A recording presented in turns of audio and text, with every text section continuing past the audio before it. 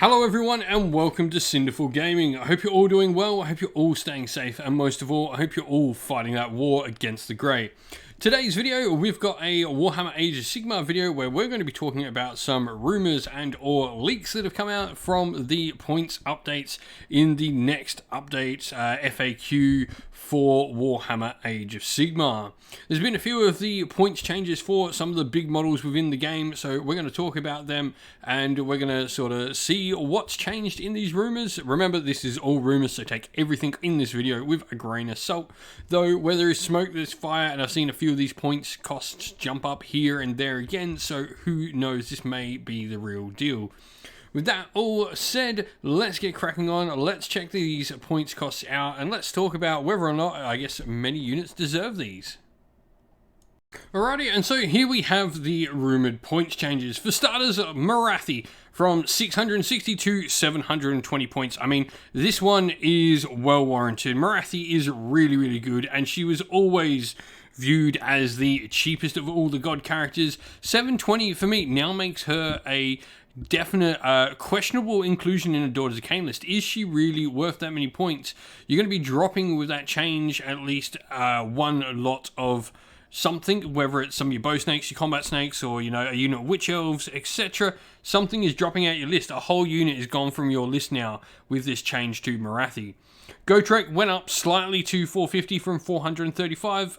He probably still could go up another 50 points, and to be honest, Morathi could probably still go up another 30-40 points as well, I think, but these are good changes. Morathi especially is a really, really good change. Croak actually is apparently coming down 30 points. I don't know if Seraphon need any points decreases. The Mega Boss and War Crusher stays the same, but Gore Grunters go up to 210. This for me says they're not going to undo the FAQ they made to make them better with the rend and all that on the weapons. So going up in points is what's going to happen to them. Nagash comes down to 920, I think is good. Nagash was always the... I would argue that Nagash wasn't a problem at 970. He was probably what most gods should cost. However, him coming down because the other gods didn't go up quite so much is probably better and bringing everything into a middle ground I like. Archaon up from 830 to 890. Good. Once again, much like Morathi, he was just too cheap. You look at Nagash. Nagash at 920 is how much a god of that level should cost. Nagash, Archaon, Morathi, they should all be that points level. Even Teclis should go up. Arkan the Black goes up 20 points. I mean, I don't know whether he needed to go up in points. It's not a bad thing. Maybe we are seeing maybe a general increase across the game wide. So that could be an interesting one. But then we've got the Mega Gargants. This is an interesting talking point. So the Gatebreaker is now 535, gone up 10 points. The Kraken Eater is now 500, and the War Stompers are now 480. This means you can no longer get the double Kraken Eater and a War Stomper in there with your Gatebreaker. If you're wanting to run a 4 mega army and include the Gatebreaker, you now have to have 2 War Stompers, a Kraken Eater, and a Gatebreaker. You can have 2 Kraken Eaters, but that means you're going with either all Kraken Eater or taking 2 War Stompers or something like that along the lines. 3 Kraken Eaters and a War Stomper works, or 4 Kraken Eaters works. Obviously, it's perfect 2K. But if you get a Gatebreaker in there, you have to get the 4 mega army. If you want a Kraken Eater, you can only take 1, unless you're going to include little baby Gargants. We then got the Stormdrake Guard. They're going up again to 370. I'm not sure if they needed to go up again, but, apparently this is what's happening to them. And then the Bloodthirster and Sensate Rage going up from 280 to 325.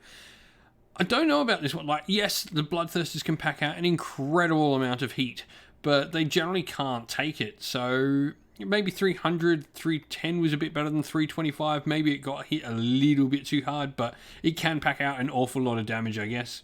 Lord of Change and Kairos both see significant increases, with Lord of Change up to 470 from 420, and Kairos up from 435 to 495. This is massive for Tzeentch. This is a big, big points hike. And I think we're going to see a lot of points hikes across the board for Tzeentch. Glockin and Morbidex stay the same. Of course they do. They're meant to be the points cost they are.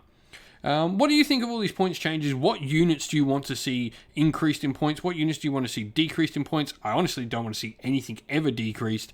I like the idea of fixing a scroll to make it cost its points rather than decreasing it, so it becomes, I guess, a problem in a horde version of the same thing. You can create problems like that. That's a whole nother video, though. But let us know your thoughts and what you would like to see from the update points-wise for your favourite models. Well, that's the end of the video. We hope you enjoyed it. If you did, please don't forget to leave a like and subscribe to the channel if you haven't already. And while you're at it, drop us a comment below in the comment section and let us know what you enjoyed about the video. If you'd like to come chat more with me and other members of our fine little community here at Sinful Gaming, you can do so by following the link in the video's description to our Discord server. Lastly, we'd like to give a shout out to everyone who supports the channel via Patreon and YouTube members, and you can go help support the channel via Patreon and YouTube members as well and get access to, if you're a YouTube member, some of our awesome little gifts or get choice of what we're going to do for content on the channel. You can follow those links in the description of the video to Patreon and YouTube members. But a shout out to them all, our Patreons: Christian Weir, James Soren, Greenskins Gaming, AJC, Kenny Lowell, Outer and Shot First, Andrew Bowen, Nathan Fee, The Rising Ape, Pure Dynamic, Agu, Anthony B, Anton Nilsson, JJ Austrian, Average Wargamer, Domir, Mark Harvey, and James Cater. And to our YouTube members as well, a special shout out to Green Roots Gaming, Kenton Young, Chris Wallace, Aronya, Vinny, Lockloric, The Johnny84, David Ellsworth, Revenar, Wolfric Nick, and Broken Chef. Lastly, I'd like to give a special shout out first of all to Lady Witchvox Art, who does all the amazing artwork for the channel that you see here, and to Xmorphic, who does all the amazing work and the background work for our Discord server. Thank you both very much for all your help. That's it for today though, everyone. Stay safe, stay well, and most of all, keep fighting that war against the grey. Ciao for now.